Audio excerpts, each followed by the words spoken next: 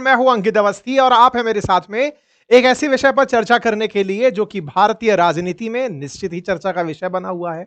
अंतरराष्ट्रीय बाजारों में भी चर्चा का विषय बना हुआ है। आप पूछेंगे ऐसा क्या हो गया है? बात यह है कि भारत के एक डिसीजन की वजह से अंतरराष्ट्रीय स्तर पर तेल की कीमतों में 5% का इजाफा हो गया है। अब आप पूछेंगे भारत ऐसा क्या कर दिया? तो भारत ने ट्रंप की बात मान ली है। ऐसा मैं क्यों कह रहा हूं? क्योंकि खुद ट्रंप ये कह रहे हैं। ट्रंप कह रहे हैं कि भारत हमारी बातों में आ चुका है, दिसंबर तक तेल खरीदना बंद कर देगा। कहां से तेल खरीदना बंद कर देगा? रूस से तेल खरीदना बंद कर देगा। इस बात के मायने क्या निकाले जाएं? मायने ये कि दुनिया में और बाजारों की चांदी होने वाली है। और आप तो जानते ही हैं ना, भारत रूस से तेल खरीदते हुए दुनिया को यही तो कहता था कि देखिए साहब, हम रूस से तेल इसलिए खरीदते हैं क्योंकि जब हमारी डिमांड को रूस पूरा कर देता है तो बाकी लोगों के लिए तेल आसानी से उपलब्ध होता है, तो उन्हें सस्ता मिलता है। लेकिन अब बाकी बचे हुए विकल्पों से अगर हम भी तेल खरीदने आ गए और रूस से तेल किसी ने नहीं खरीदा, तो डिमांड और सप्लाई का ग्राफ बिगड़ जाएगा और ऐसे होते ही दुनिया में तेल की कीमतें बढ़ने लगेंगी। बस यहीं से सारी कहानी शुरू होती है। तेल की कीमतें 5% बढ़ चुकी हैं क्योंकि डिमांड में अब भारत भी उन सभी लोगों के साथ शायद शामिल होने जा रहा है जो रूस के अलावा कहीं और से तेल खरीदते हैं, फिर चाहे मिडिल ईस्ट हो, अफ्रीका हो, लैटिन अमेरिका हो या फिर यूएसए हो। इन तमाम जगहों से तेल खरीदारों में भारत भी शामिल होगा, ऐसा पता चल रहा है।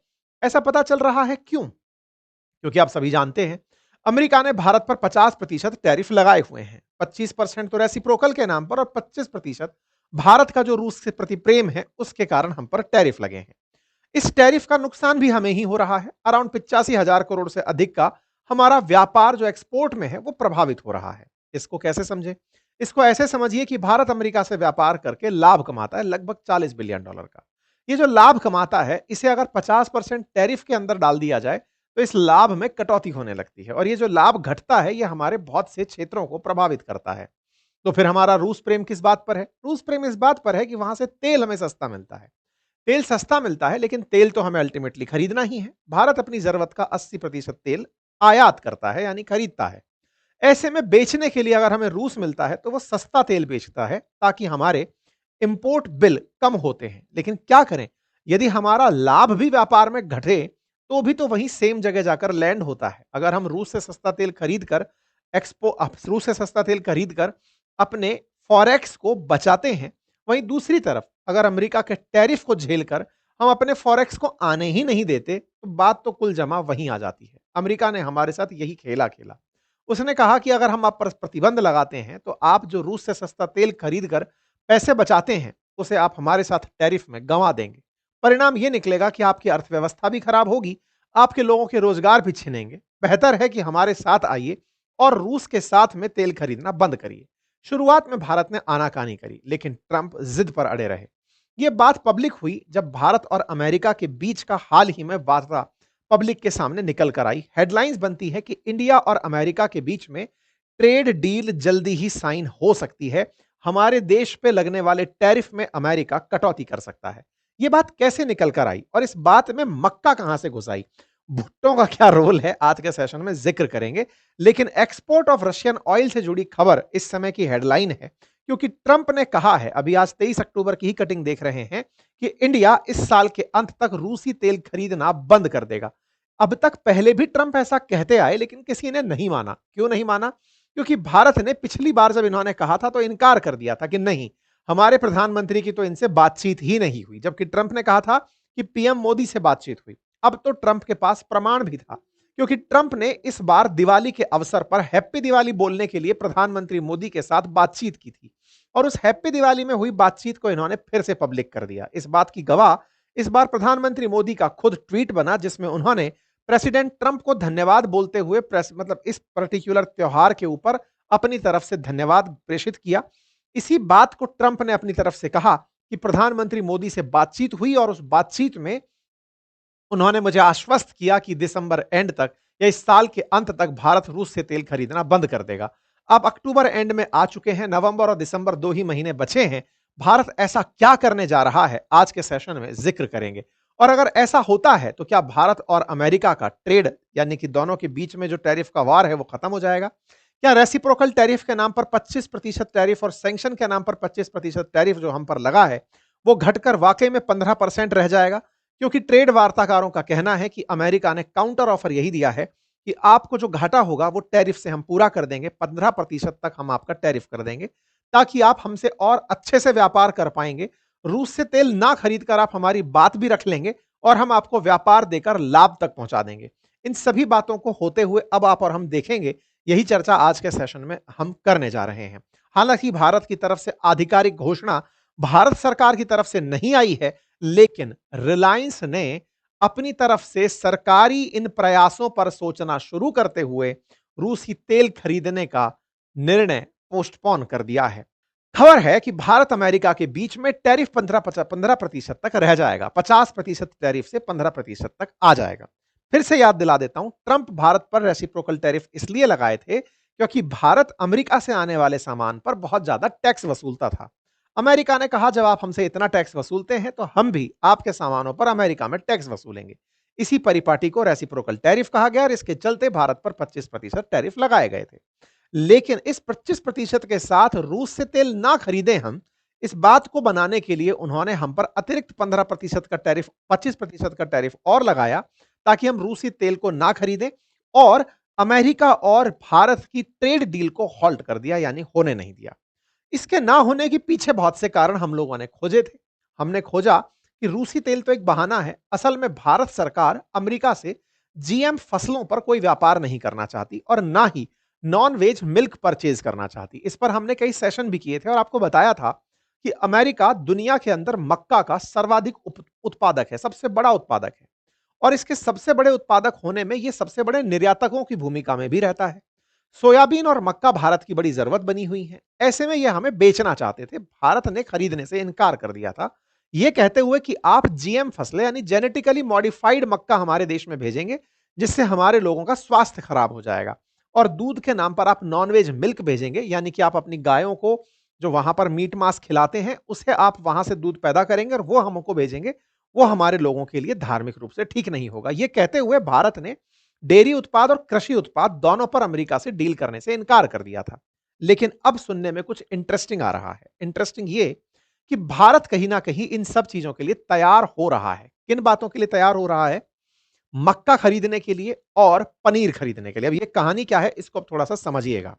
अब सवाल बनता है तेल का, कि तेल की क्या कहानी है। देखिए, अमेरिका ने भारत से बहुत बार कहा कि आप रूस से तेल मत खरीदिए, क्योंकि जो तेल आप खरीदते हैं उससे जो पैसा रूस तक पहुंचता है उस पैसे से वो यूक्रेन को बर्बाद करता है। ना केवल यूक्रेन को, बल्कि यूरोप को धमका के चलता है। थोड़े दिन पहले पोलैंड पर गोला गिरा दिया। पूरे यूरोप में एक बेचैनी रहती है कि कभी भी रूस उनका ऊपर हमला कर देगा। ऐसे में अमेरिका नाटो देशों के संरक्षक की भूमिका में आता है और इन देशों से कहता है कि सुनिए, हम आपकी सुरक्षा के लिए रूस से तेल खरीदवाना बंद कर देंगे लोगों का। अगर रूस से तेल खरीदना बंद हो गया लोगों का, तो ऑटोमेटिकली पैसा नहीं पहुंचेगा, पैसा नहीं पहुंचेगा तो युद्ध अपने आप रुक जाएगा। पिछली बार ट्रंप ने यही बात 16 अक्टूबर को मीडिया के सामने कह दी कि हमने भारत से बात की थी और भारत ने मना कर दिया है कि वो रूस से तेल नहीं खरीदेगा। लेकिन तत्काल प्रभाव से भारत के अंदर अपोजिशन सक्रिय होता है, सरकार पर दबाव आता है, सरकार बैकफुट पर आ जाती है और सरकार की तरफ से रणधीर जायसवाल जी बाहर आते हैं, मीडिया क्वेरी आती है और उसमें निकल कर आता है कि नहीं साहब, पीएम मोदी की तो कोई बात ही नहीं हुई ट्रंप से, क्योंकि ट्रंप ने गलती से यहां पर यह लाइन बोल दी थी कि प्राइम मिनिस्टर मोदी से मेरी बात हुई है और उन्होंने कहा है कि वो तेल खरीदना बंद कर देंगे। बस इस लाइन को इन्होंने जैसे ही कहा सुना, भारत ने इस बात का खंडन कर दिया। भारत तत्काल प्रभाव से जब ये बात बोला तो लगा कि देखिए ट्रंप फिर से झूठ बोल दिए। लेकिन कहानी ऐसा था कि उस समय ट्रंप के एनवॉय भारत में जो राजदूत बनकर आए हैं, वो प्रधानमंत्री मोदी से मिले थे और प्रधानमंत्री मोदी की जो उनसे बातचीत हुई, वो बातचीत ट्रंप ने दुनिया के सामने बता दी। ट्रंप ने यह कहा कि पीएम मोदी से बात हुई है। भारत ने यहां पर सेफ प्ले किया कि प्रधानमंत्री मोदी और ट्रंप की कोई बात नहीं हुई है। वो जो राजदूत के थ्रू बात थी, ट्रंप ने वो पब्लिक कर दी। ट्रंप लेकिन खिलाड़ी आदमी, 6 दिन का ही इंतजार किया, हमारे देश में दिवाली आ गई। दिवाली आ गई, ट्रंप फिर फुनिया दिए भारत को। भारत ने अपनी तरफ से जब ये बात बोली कि नहीं हमारी तो बातचीत नहीं हुई, पत्रकार मजे लेने ट्रंप के हवाई जहाज में पहुंच गए। एयरफोर्स 1 में पत्रकारों ने पूछा कि सर वो इंडिया वाले कह रहे थे आपकी तो उनसे कोई बात ही नहीं हुई, वो तो रशिया से तेल खरीदते रहेंगे। ट्रंप मुंहफट व्यापारी, उसने कहा कि अगर खरीदेंगे तो टैरिफ देंगे। ये बात अगले दिन बाहर आ जाती है 20 अक्टूबर को। भारत को समझ में आ गया कि ये महाराज गुप्त रूप से कोई भी बात होने नहीं देते, जो भी है वो पब्लिक होगा ही होगा, कोई डिप्लोमेसी नहीं है, सीधा पब्लिक में चलने दो। ये महाराज फिर दिवाली के समय पर इंडियन डायस्पोरा के लोगों के साथ खड़े होते हैं, प्रधानमंत्री मोदी से बतिया लेते हैं। बातचीत जब होती है उस बातचीत को दुनिया के सामने फिर रख देते हैं कि सुनो दुनिया वालों, प्रधानमंत्री मोदी से बात हो गई है। प्रधानमंत्री मोदी ने भी ट्वीट पर यह बात कंफर्म कर दी कि ट्रंप से हमारी बातचीत हुई है, दिवाली की विश हुई है। जैसे दिवाली के राम राम शाम शाम अपन करते हैं, सब लोग एक दूसरों से मिलने के लिए जब जाते हैं, यहां पर भी बातचीत हुई। लेकिन ट्रंप व्यापारी आदमी, वो इस बातचीत में भी बात कर लिया तेल की कि बताओ क्या कहते हो मोदी जी, कंफर्म करो कि फोन पर मेरे सामने ये बात बोले हो। ऐसे में ट्रंप बाहर आते हैं और कहते हैं कि प्रधानमंत्री मोदी से बात हुई और उन्होंने कहा कि हम लोग प्रोसेस में हैं, एक बार में ये सब संभव नहीं है, इतना तेजी से हम रूसी तेल खरीदना बंद कर दें, ये संभव नहीं है, हमें थोड़ा सा समय दीजिए, धीरे धीरे हम ये कर रहे हैं, साल के अंत तक हम तेल खरीदना बंद कर देंगे। ट्रंप हुबहू यही बात बोल देते हैं पब्लिक में कि साहब देखो भारत ऐसा बोला है। लेकिन ट्रंप का तो पूरा विभाग इस तेजी में बैठा था कि नहीं सर, तत्काल प्रभाव से कुछ करो। ट्रंप एक जबरदस्त खेल खेल दिए। आज सुबह ट्रंप ने एक दाव खेला और वो दाव इतना भारी था कि भारत को ना चाहते हुए भी साल के अंत तक का इंतजार नहीं करना पड़ेगा। ऐसा मैं क्या बोल रहा हूं? असल में दो कंपनी है रूस की, एक का नाम है रोजनेफ्ट और एक का नाम है ल्यूकॉयल। इन दोनों कंपनियों पर ट्रंप ने सैंक्शन लगा दिए। अब ये रोजनेफ्ट और ल्यूकॉयल क्या कंपनी है, इन दोनों को थोड़ा सा समझ लीजिए। देखिए भारत के अंदर चाहे रिलायंस हो या नायरा, ये रूस की जिन कंपनियों से तेल खरीदते हैं उनमें रोजनेफ्ट का नाम सबसे ऊपर है। रोजनेफ्ट रूस की सबसे बड़ी तेल प्रोड्यूसर कंपनी है, फिर ल्यूकॉयल आती है। हम लोग इन्हीं कंपनियों से तेल खरीदते थे, चाहे हमारे देश की रिलायंस हो या फिर हमारे देश की सरकारी कंपनियां हो या नायरा हो, ये सब वहीं से तेल खरीदते हैं। ऐसे में ट्रंप के द्वारा रोजनेफ्ट और ल्यूकॉयल पर पाबंदी लगा दी गई। जितनी भी सब्सिडियरी हैं इनकी, उन सब पर पाबंदी आज सुबह थोप दी गई। जैसे ही पाबंदी हुई, इसका सीधा मतलब यह है कि इस पाबंदी के चलते भारत जैसी देश की कोई भी कंपनी अब इन कंपनियों से व्यापार नहीं कर पाएगी। अगर व्यापार करेंगे तो व्यापार के चलते उन्हें दुनिया भर में इस बात का नुकसान उठाना पड़ेगा जहां जहां पर भी उन कंपनियों के व्यापार हैं। आसान भाषा में समझिए, अगर रिलायंस अभी भी रोजनेफ्ट से व्यापार करता है, तेल खरीदता रहा, तो रिलायंस को हो सकता है अमेरिका के साथ व्यापार करने में दिक्कत आ जाए।